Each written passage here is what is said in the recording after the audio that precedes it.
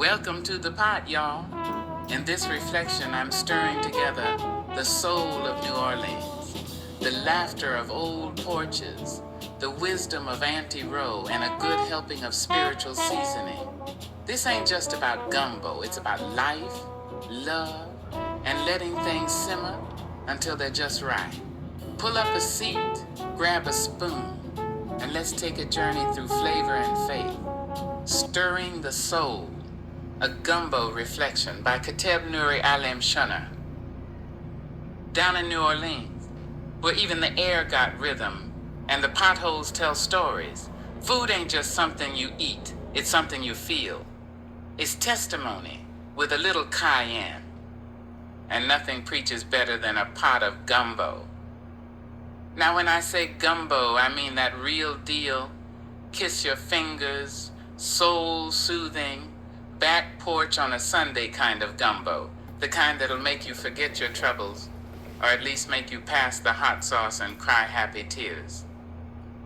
And when I think about gumbo, I think about Auntie Roe on Ursuline Street, right there in Treme, a few steps away from the sweet shop, what we call the corner store. You know the one, where pickled eggs floated like science experiments, and frozen cups were currency on the playground. Auntie Roe was the grandmother of my childhood best friend, Corey. And let me tell you, her kitchen was the sanctuary. That woman didn't just cook, she ministered. Her pots had purpose. Her spoons baptized every ingredient. You didn't walk into her house, you stepped into something sacred. I can still smell it: onions, garlic, bell peppers, and something unnameable that had to be holy. Her roux was so rich and deep, it looked like it had a mortgage. And she stirred it like she was praying over every person who would taste it. That gumbo healed arguments, soothed hangovers, and might have even brought somebody back from the brink once or twice. I'm not saying it was magic, but I'm not saying it wasn't. Now one time, Lord have mercy, her children got bold, tried to modernize tradition, said they were gonna switch it up. Next thing I know, they in there talking about making collard green gumbo. Collard green gumbo. Oh my God. You should have seen the look on Auntie Rose's face. She blinked like her lashes were trying to protect her from what she was hearing. She tilted her head, didn't say a word at first, just looked at that pot like it had personally offended her ancestors.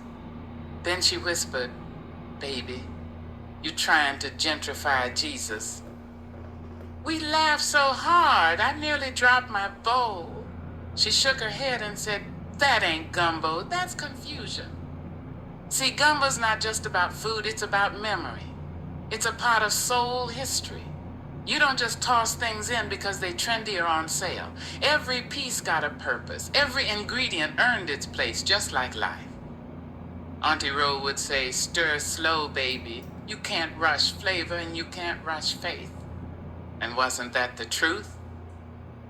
Life is gumbo. The dark, roux moments, those struggles, those heartbreaks, those times you didn't know how you'd get through. They're the base. They give everything else its depth. You scorch that part, and the whole thing's bitter. But if you stay with it, stir through the heat, trust the process, baby, you come out with something divine. She'd sit in her rocker, wiping sweat off her brow, and say, "You want peace? Learn to season your life. Don't be afraid to add a little heat, but don't forget the love. Gumbo without love is just hot soup." And let me tell you, she had more proverbs than a Sunday sermon. Like, if it don't stick to your bones, it wasn't worth the bowl. Don't ever trust skinny roux or fast friends. Everybody can stir, but not everybody got the patience to wait. That woman had the kind of wisdom you don't Google. You absorb it, like steam into your pores. She'd tell us, sometimes God puts you in the pot to soften you up, add some salt, turn up the heat. But it's not to hurt you, it's to make you flavorful enough to feed others. And who didn't that speak? Now when I cook gumbo, when I really get in that space, I hum like her. I pray like her. I remember that a good pot of gumbo is a lot like grace. You don't always deserve it, but it finds its way to you anyway. And if you let it, it'll hold you, comfort you, remind you that you're still here, still useful, still simmering with purpose. So let the world rush, let it microwave everything. Me, I'ma be in the kitchen, stirring slow, listening for spirit, adding a little more seasoning, letting my life marinate. And when I serve it up, trust me, it'll feed more than your stomach. One, closing note. Thank you all for sharing this moment with me. If you ever find yourself overwhelmed by life's heat, just remember Auntie Rose's wisdom. Stir slow, season with love, and trust that something beautiful's cooking, even when you can't see it yet. Until next time, keep your soul simmering and your spirit full. Thanks for listening. Khatib Shamar.